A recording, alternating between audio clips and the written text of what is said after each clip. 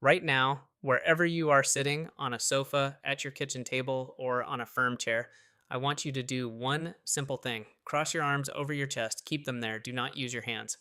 Now try to stand up slowly.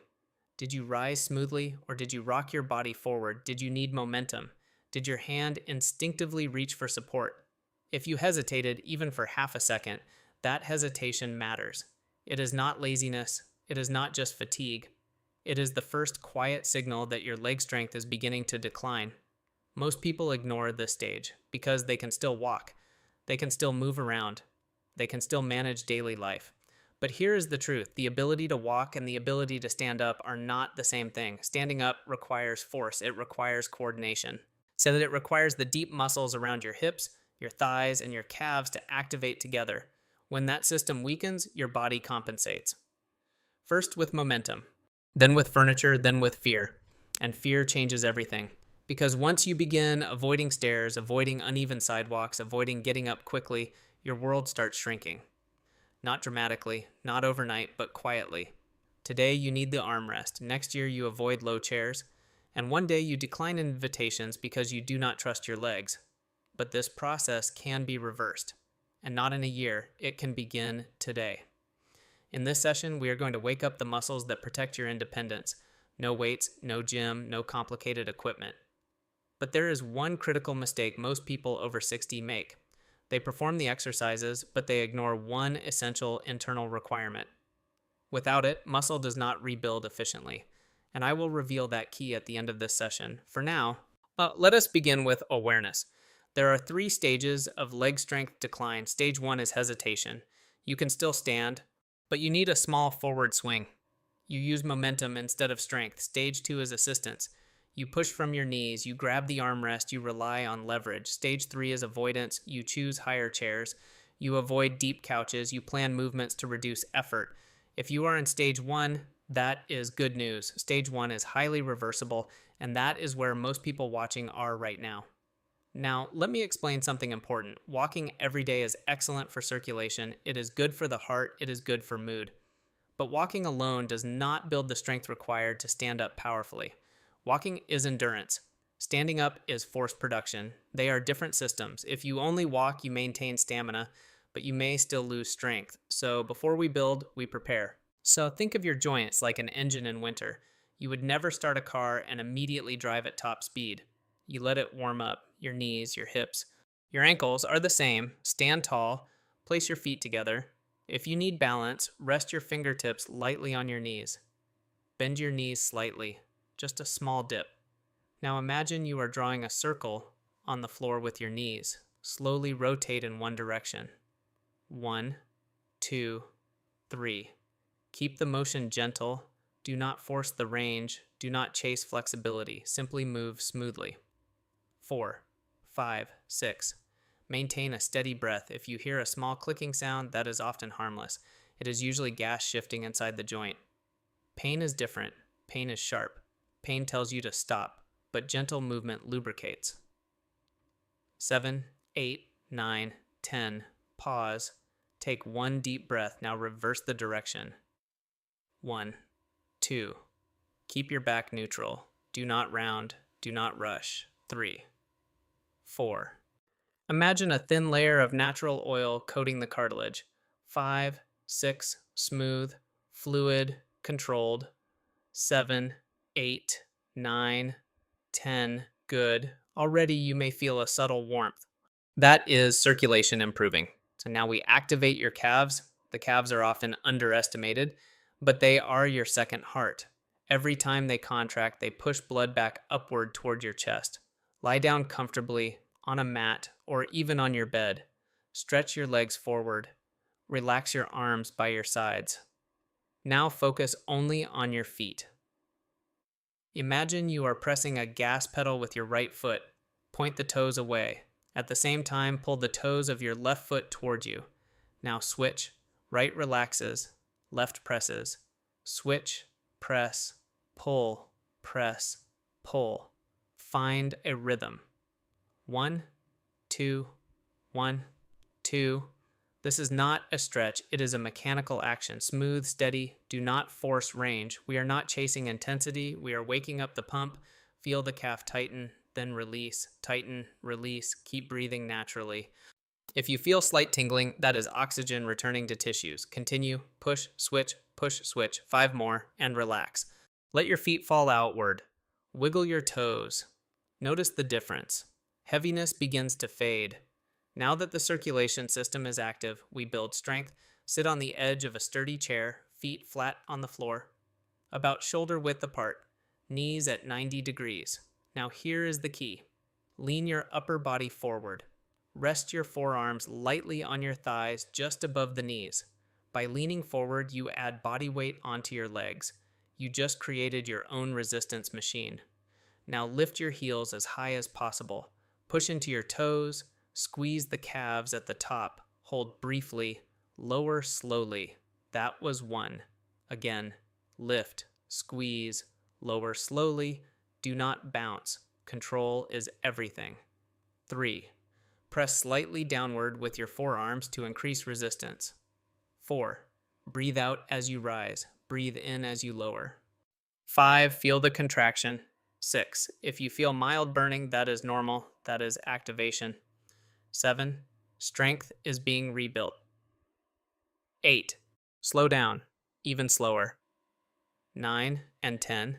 Rest. Rub your calves gently if needed. Now, before we continue, we must address something important. Many people avoid calf work because they fear cramps. Night cramps. Sudden tight spasms. Painful awakenings. If that concerns you, listen carefully. There are 3 practical solutions. First, hydration with electrolytes. As we age, plain water is not always enough. A small pinch of sea salt in water or potassium-rich foods helps muscle signals function properly. Second, magnesium. Many older adults are deficient. Magnesium supports muscle relaxation. Consult your doctor, but for many people, adequate magnesium dramatically reduces night cramps. Third, the stop signal. If a cramp begins during movement, immediately stop. Straighten the leg. Pull your toes toward your nose. Stretch the muscle manually. Do not panic. Do not fight the spasm. Lengthen it. Now take a deep breath. Stand up slowly. We move to the next phase shortly. But first, understand something crucial. You have now activated 3 systems: joint lubrication, circulation, initial strength stimulus. That alone puts you ahead of most people your age. But remember what I said earlier, exercise is only part of the equation. When we reach our 60s, our bodies become less efficient at processing protein. This is called anabolic resistance. It means you need more protein to stimulate muscle growth than you did at 20. If you ignore this, you can exercise consistently and still struggle to gain strength. At the end of this session, I will explain exactly how much protein you need and the simplest way to reach that target.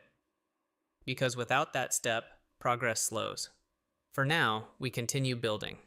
Because strength is not lost suddenly, it fades quietly. And today, you chose to interrupt that decline.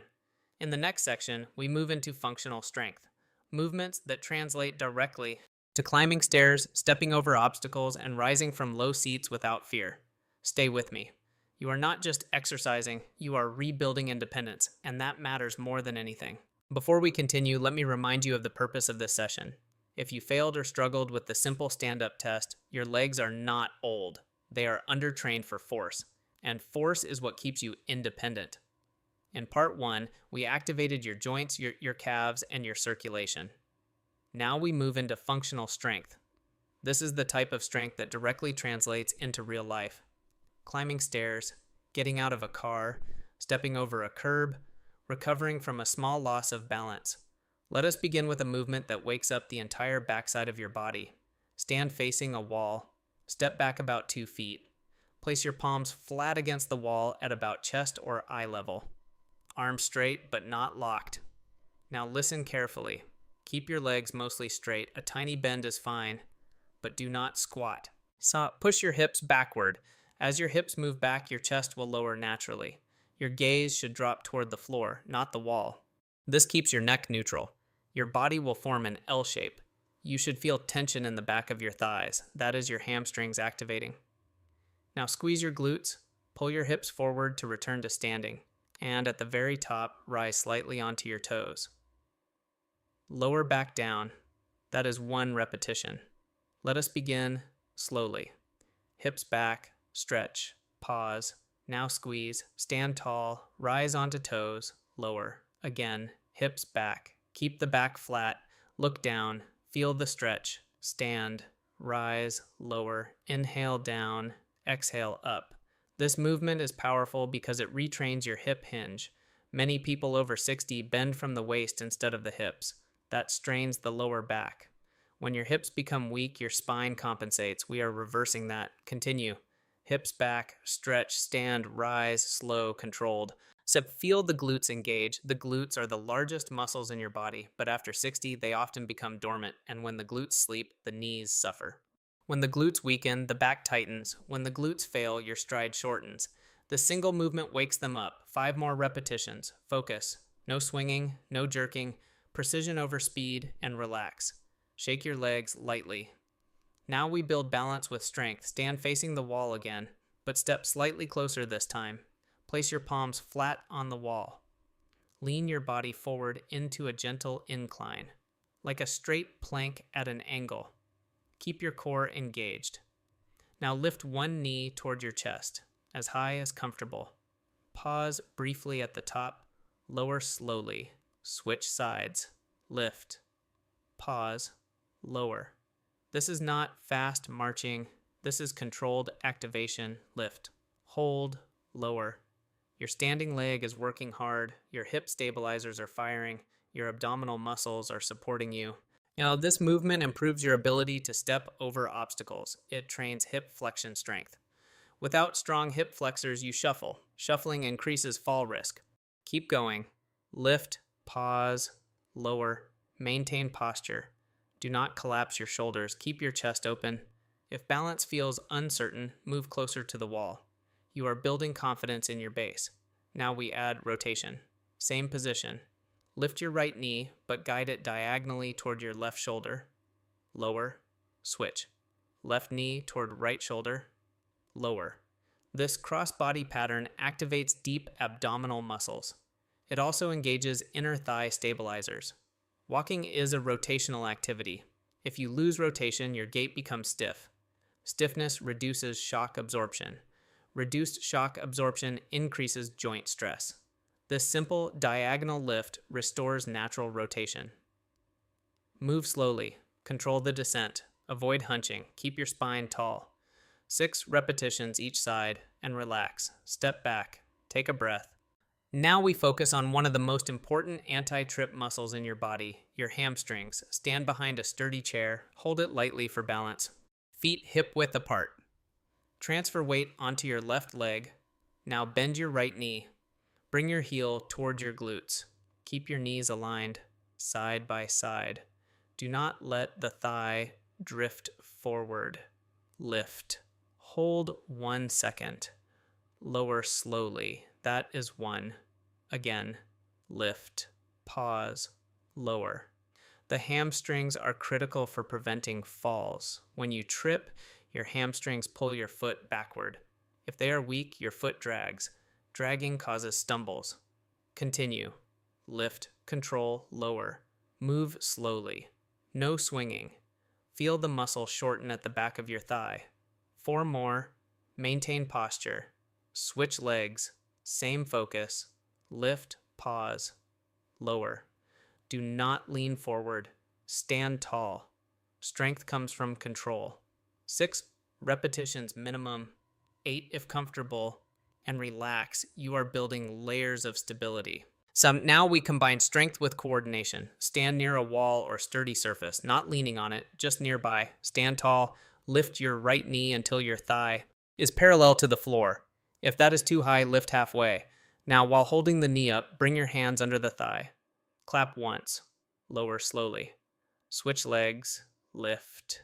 Clap. Lower. This seems simple, but it requires balance, timing, and core activation. Look forward, not down. If you look down, your balance system weakens. Keep your gaze straight ahead. Exhale as you lift. Inhale as you lower. 6 to 10 repetitions per side. Do not rush. If you cannot clap, just tap the thigh lightly. Maintain posture. This movement trains neuromuscular coordination. Your brain and muscles must communicate clearly. After 60, reaction time slows. This exercise sharpens it. Finish your final repetition. Stand still. Take a slow breath. Notice how your legs feel. They may feel warm, slightly fatigued, more alive. That is activation. Now understand something powerful. Everything we just did mirrors daily life. Hip hinge equals picking something up safely, marching, equals stepping onto a stair. Crossbody lift equals walking naturally. Hamstring curls equal protecting against trips. Knee clap equals balance recovery. You are not just exercising, you are rehearsing independence. Now let us discuss progression. For week 1, perform this routine 3 times per week: Monday, Wednesday, Friday. 1 set of each movement as we perform today. Week 2, increase repetition slightly. Add 2 more per exercise. Week 3, slow the tempo. Make each repetition 2 seconds longer. Week 4, add 1 extra set to the 2 movements that feel most challenging. Progression does not require heavier weights, it requires consistency and patience. Now here is something many people overlook. You just created stimulus. Stimulus is only 70% of muscle rebuilding. So the other 30% comes from internal fuel. If you skip that step, your muscles repair slowly. If you include it, strength improves dramatically. In the final section, I will explain exactly what that fuel is, how much you need, and why most people over 60 are not getting enough. Stay with me, because without that final piece, your effort remains incomplete. You have rebuilt activation, you have restored function, now we secure the gains, and that is where true transformation begins. Let me remind you why you are here. If you hesitated when standing up from your chair, your legs are not broken. They are underfueled and understimulated. In part 1, we restored circulation. In part 2, we rebuilt functional strength. Now comes the final piece, the piece that determines whether your muscles grow stronger or slowly shrink again. Exercise is the spark. Nutrition is the building material. And after the age of 60, your body changes in one very important way. There is a scientific term for it: anabolic resistance. That simply means your muscles no longer respond to small amounts of protein the way they did when you were 20. When you were younger, a moderate meal was enough to trigger muscle repair. Now your muscles require a stronger signal. Without that signal, yet your body slowly reduces muscle mass. This is not laziness, it is biology, and it can be corrected. Let us talk numbers.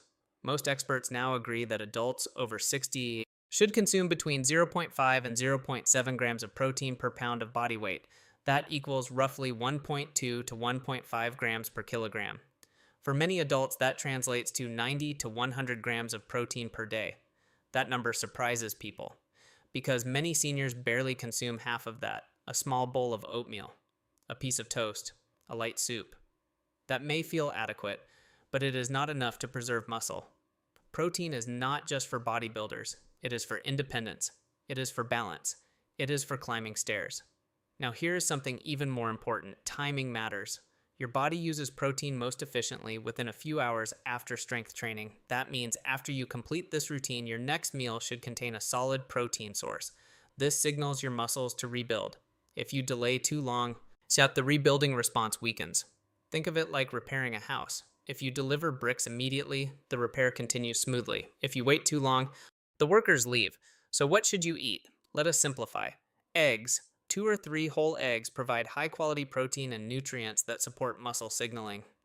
Greek yogurt. Nearly double the protein of regular yogurt. Add nuts or berries if you prefer. Fish. Salmon and tuna provide protein plus omega-3 fatty acids that reduce inflammation. Chicken or turkey. Lean, efficient, easy to digest. Beans and lentils can help, though plant proteins often require slightly larger portions. If appetite is low, a high-quality protein powder can be helpful. It is convenient, it ensures consistency, but it is optional. Whole foods work beautifully when planned correctly. Now let us discuss something that almost no one talks about. Vitamin D. Without vitamin D, your muscles cannot contract properly. Calcium absorption drops. Strength drops. Balance suffers. Many seniors are deficient, sunlight helps, but in many climates, supplementation becomes necessary. Consult your physician, but do not ignore it. Next, magnesium.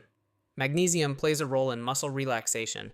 Low magnesium levels increase cramp risk. They also reduce sleep quality. Better sleep equals better recovery. Recovery equals stronger muscles. And hydration. Dehydration thickens the blood. It slows circulation. It increases fatigue. Do not rely only on thirst. Sip water throughout the day. Adding a tiny pinch of sea salt or consuming potassium-rich foods can support muscle function. Now let me connect everything. You exercised, you stimulated muscle fibers, you improved circulation, you activated deep stabilizers. If you now provide adequate protein, vitamin D, magnesium, and hydration, your body repairs stronger. If you do not, your body repairs weaker. It is that simple. Now let us talk about expectation. In 2 weeks, you will notice something subtle. Standing from a chair feels slightly easier, your calves feel more responsive. You may feel less stiffness in the morning. In 1 month, stairs feel less intimidating, your stride length increases, your posture improves slightly, you feel more stable when turning. In 3 months, the transformation becomes obvious. You no longer think about standing up, you simply do it. Your confidence returns. Confidence is not just physical, it is neurological. When your brain trusts your legs, you move freely. When your brain doubts your legs, you hesitate. Hesitation leads to restriction. Restriction leads to isolation. Isolation leads to decline. You are interrupting that cycle right now. One more important concept: rest days. Muscles grow during rest, not during exercise. Perform this routine 3 times per week. Allow at least 1 day between sessions. Light walking is fine on rest days. Gentle stretching is fine, but do not repeat intense training daily. Recovery is part of strength. Now imagine something. 6 months from now, you walk into a room, you stand from a low couch without using your hands, you climb stairs without gripping the rail tightly. You step off a curb without hesitation. That is not luck. That is preparation.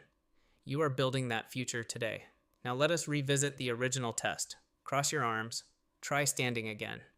If it already feels 1% easier, that is proof. Muscles respond quickly to the right signal, and over time, that 1% compounds. You are not chasing perfection. You are building resilience. Small improvements, consistently repeated, create massive change. Now I ask you something important. Commit to 3 weeks, just 3. Mark it on your calendar. Monday, Wednesday, Friday.